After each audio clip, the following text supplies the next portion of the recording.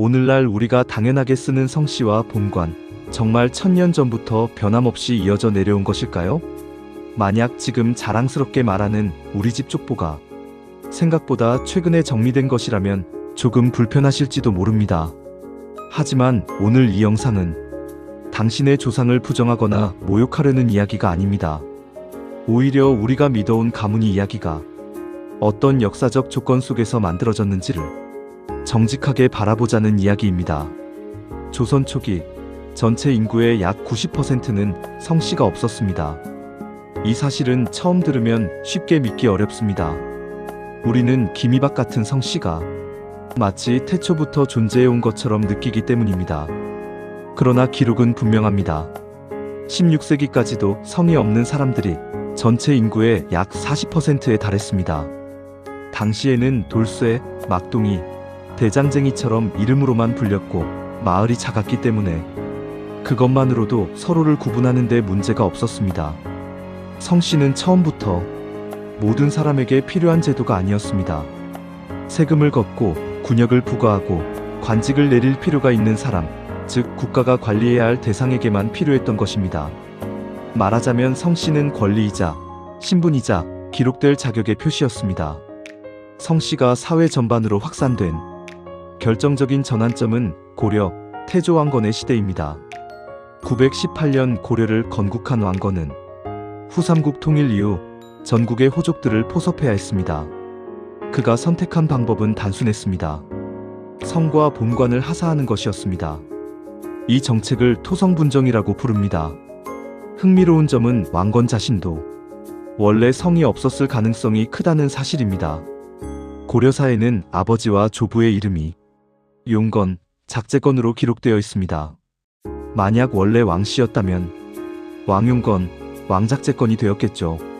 왕이라는 성은 왕건이라는 이름에서 따로 분리되어 후대에 성으로 굳어졌다는 해석이 나옵니다. 왕건은 자신에게 협력한 호족들에게 아낌없이 성을 내려주었고 성씨는 혈통이 아니라 정치적 질서의 도구가 됩니다. 성과 함께 주어진 것이 바로 본관입니다. 본관은 단순한 고향 표시가 아니었습니다. 그 사람이 어느 지역 세력에 속하는지 어떤 계통의 사람인지를 보여주는 사회적 좌표였습니다. 1055년 고려 문종 때 성이 없는 사람은 과거 시험을 볼 수 없게 됩니다. 이제 출세하려면 성씨가 있어야 하고 성씨가 있으려면 본관이 있어야 했습니다. 본관은 이 집안이 어느 정도 되는가를 보여주는 신분의 언어가 됩니다. 격이 높은 본관은 자랑이 되었고 향소부곡 같은 낮은 지역 본관은 벗어나고 싶은 굴레가 되었습니다. 이제 족보로 넘어가 보겠습니다. 족보는 원래 혈연관계를 정리한 기록이었습니다. 그러나 조선시대에 들어서며 그 성격이 완전히 달라집니다.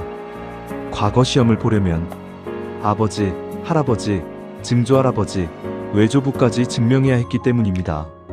족보는 사적인 가족 기록이자 공적인 신분증이 됩니다. 누구의 후손인가, 어느 가문에 속하는가는 그 사람의 신뢰도를 결정하는 기준이 되었고 혼인과 관직, 지역 네트워크까지 모두 가문 중심으로 움직이게 됩니다. 족보는 사회에 진입하기 위한 입장권이 된 것입니다. 이 지점에서 질문이 생깁니다. 사람들은 왜 족보를 위조했을까요? 다산정약용은 열에 하나도 진짜가 없었다고 기록했습니다. 조선왕 조실록에는 족보를 위조해 돈벌이한 사례도 등장합니다. 위조 방식은 다양했습니다.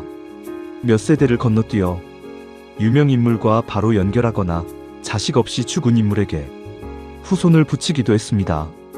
하지만 이것을 단순한 사기로만 볼 수 있을까요? 조선시대 양인 남성은 군역의 의무를 져야 했습니다. 그러나 양반은 군역이 면제되었습니다. 족보에 이름을 올리는 것은 체면 문제가 아니라 생존의 문제였습니다. 자식을 전쟁과 노역에서 지켜주고 싶었던 부모의 선택이기도 했습니다. 조선 말기에는 이런 방식이 일반화되었고 스스로를 양반이라 여기는 사람이 전체 인구의 70%에 달하게 됩니다. 1909년 민적법이 시행됩니다. 이 법으로 모두 성과 본관을 갖게 됩니다. 성씨가 없던 사람들은 대개 기미박 같은 흔한 성을 선택했습니다. 눈에 띄지 않고 사회적 불이익을 받지 않기 위해서였습니다. 이 시점을 기준으로 한국 사회는 전 국민이 성씨 사회로 편입됩니다. 그리고 한국 전쟁이 일어납니다. 전쟁은 족보와 호적, 문중문서를 대거 불에 탔습니다. 누가 진짜 양반인지, 누가 정통 후손인지 확인할 방법이 사라졌습니다. 역설적으로 이것은 새로운 출발이었습니다. 대부분의 사람들은 같은 출발선에 서게 된 것입니다. 모든 족보가 가짜는 아닙니다. 하지만 진짜라고 말하기도 어렵습니다. 중요한 것은 믿느냐, 믿지 않느냐가 아니라 어떻게 만들어졌는지를 이해하는 것입니다. 조상들은 자식에게 더 나은 삶을 주고 싶었습니다. 그 선택은 사기가 아니라 그 시대의 생존 방식이었습니다. 그들이 살아남았기에 우리가 여기 있습니다. 족보의 진위와 상관없이 그 연결만큼은 진짜입니다. 본 영상은 다수의 역사 기록과 학계의 일반적인 연구를 바탕으로 재구성하였습니다. 이 영상이 도움이 되셨다면 좋아요와 구독을 눌러주시면 영상 제작에 큰 힘이 됩니다.